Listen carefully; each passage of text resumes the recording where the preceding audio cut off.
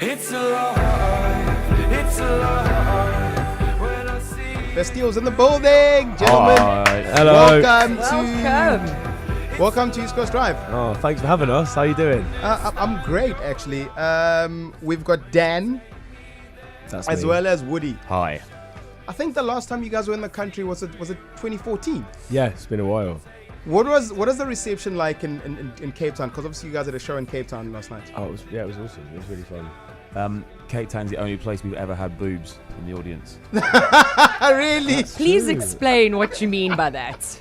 I mean, a young lady might become excited or just be really enjoying the show and just wants to show her appreciation by, bearing all. And did she flash you, or did she just Yeah, keep she it did. off? But it was just like all my family live out here, so I had the strangest view. I was looking out from stage, and there was my cousin with her son, who was like a tiny little kid, on the shoulders, and then next to them there was this girl with her friend on her shoulders with her flashing, and it was just quite a surreal And image. And it was in obviously- Kirstenbosch Gardens as well, so it was like already pretty mad. Most young ladies, obviously, when they're excited, usually they flash their boobs, so that's acceptable. But the fact that out of all those thousands of people, that one person stuck out. Check and out my boobs!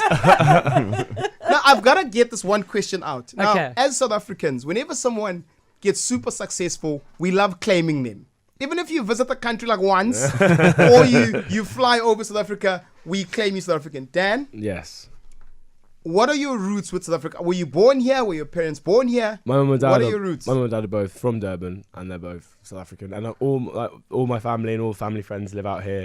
So it's nice to come here on tour and get to catch up with everybody. Where were you born? I was born in London. Me and my sister. South Africa is not ours, eh? No, but hold that. You have But to. I grew up in Southfields, which is basically little South Africa in London. I can imagine. My dad said he heard more Afrikaans on the tube in London than he ever did.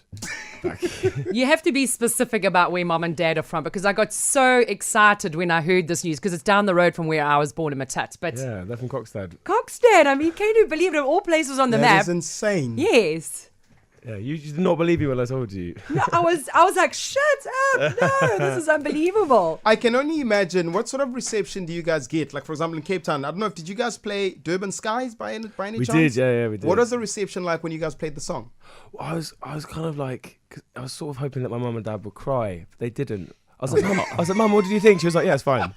That's lovely. Come Thanks, son. on. But my cousin, my cousin Dave, who's like in a band, a South African band that we really look up to, he said that he like teared up a little bit. Then he like manly. That boy's got to pushed it toughen away. up a little bit, hasn't he? Wild, wild tour, wild, wild world. What can people expect? Because obviously you guys have spoken about some people flashing boobs. What sort of fun things can people expect from your show? Well, we don't. I'm going to flash my boobs. Oh No, please don't. If you do that, I'm We not don't turning want to up. see yours. You ain't seen him yet? No. Maybe Mags, but not you. Oh. Rejected. The show's really fun. It's like a mix of our first album, our second album, a bunch of our mixtapes, and Yeah. we've got these kind of crazy visuals to go with it all. So it's been, it's great to bring it to South Africa. And obviously you guys spend a lot of time together as a band. We do. You're always together. Like, I mean, we work together Monday to Friday, but we try and spend as little time outside of work as possible because it gets a bit much. Yeah, we Like- live on. We generally live on a little bus together. Who is the most irritating person in Bastille? Ooh, There's always that one. good question. I don't. I'm gonna probably say me.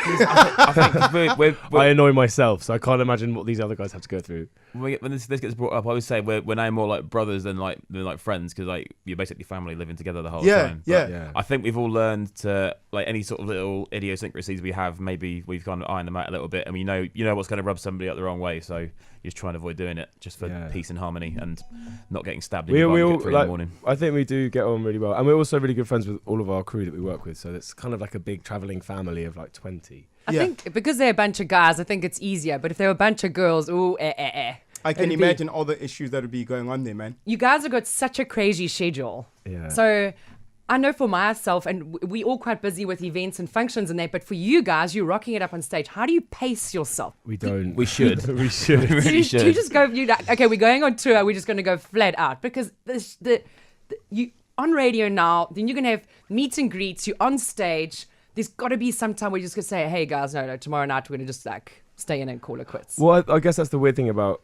you know, when you're on tour, the whole day is based around the evening, and it's all based around from like 9 till 11 p.m. And I guess it's like, you know, even for any show, even if you do it every night, you still get like a bit of an adrenaline rush, and it's quite hard to switch off. So I guess, yeah, it's kind of weird. Yeah, gin helps Woody. Nice. And yeah, I don't know, it's weird. I guess you chill out when you sleep, if you can sleep. I can't. I generally just don't sleep on tour because you're on the bus. Imagine sleeping in like a little coffin with 2 of your mates above you. And it's bumping down the road, and you have to sleep with your legs first, because if it stops quickly, you don't want to. You want your legs broken the fall, not your neck. Yeah. It actually doesn't sound as exciting as it looks when we watch like on TV, because we imagine crazy parties, people. I mean, then, we're very lucky. We're very, very lucky to have this job, and it's a lot of fun. But there's also a lot of sleeping on a bus. Wow, a man. lot of bumping down the road, particularly in America. The drives are so massive, which is amazing, like getting to travel. But it's I would quite like to invite people on the tour bus just to dispel some myths. Well, we available tomorrow You ready? night. You ready? Cool, Cool, yes. awesome. Talk about normal things. You were talking about now that you'd love to actually go through and try out the swing. Oh yeah, I know, but we can't. It's not open till Saturday. I'm gutted. Is that your vibe? Is that the kind of stuff that you... I mean, I guess, because we travel quite a lot, but it's always based around gigs and stuff. So it's just nice to do weird and interesting things. What other normal things are you into? Like, I'll ask you a simple question. I love how for you, swinging from a stadium by a rope is normal. That for me is like an exceptional thing to do. It's very abnormal. Yeah. In terms So, of, what are you doing It's just a today? casual Thursday, Let's go yeah. swing from Mos Mabida. you just criticised me for drinking coffee, but jumping off a building is the normal thing. Nice. Shots fired. Nice. Let's talk TV shows. What TV shows do you watch? Because you were talking about a lot of rubbish shows. Like, you're Yeah. talking about... What sort of stuff do you watch? So we all like the usual stuff like Game of Thrones. The band one though. Yeah, but when we were on tour in America, because we spent so long on this bus, we got obsessed with this Discovery Channel in America. Just showed 24/7 this show called Naked and Afraid. That's basically two. Where have you these seen people it? Yes. are in this bush. They dumped two strangers, two strangers in the bush, amazing. and they've never met each other, and they're not allowed to wear anything, and they've got Then nothing. they get leaves to cover themselves. some of them do, And they're and then sucking trees. You know, this type of TV makes me so angry. How Because much? you can walk around naked and make money off a TV show like that. There's hardworking citizens out there. But they also have to survive in the desert. For like, they're like they're naked. miserable They're by the naked end and of it. in the desert. It's not. They're not. Yeah. Well, it serves them right. I think at the end of the show, if you survive, I think whatever days you get lots of money. Yeah, but You it's get- like you get a bit. Basically it's one of those shows where them being naked is totally pointless. Like it's just a Yeah. survival show, but then they're like, But but just they'll that be they're naked. just Yeah. makes it more fun. It doesn't make any sense. Okay, Dan, I've got some quick questions for you. Okay. Stardom or stability? Ooh, stability Ish. ish. Biggest regrets? Oh, I don't know. I'll leave it with that one. Hip hop or rap? Oh, hip hop, Test the waters or all in? all in. Facebook, Twitter, or Instagram? Instagram. Instagram. Okay. What about you? I'm Instagram. Yeah. Yeah. And I'm all in. Hang on. We are still talking about the same thing, right? It's gone very sexy now. I was about to say, that's just turned from Innuendo normal to everywhere. very sexy. Guys, what is the craziest thing that a fan has ever done? Whether on tour, whether on stage, to try and get you guys' attention? Someone once, in fact, very early days, I think it was a guy in Thailand got like a full back piece tattoo of the triangle in our logo. No, man. Yeah. That's dedication. Does that sort of thing make you happy? I'd get creeped out. I'd be Yeah. like, dude, do you need some friends? Some. My mum got home once from the shops, and there was She got her tattoo done. Yeah. yeah, obviously she has the back piece. Nice. And there was a girl just waiting Wow. on the doorstep. She's like, "Is Dan here?" Mum was like, "No." And who are you? And why are you here?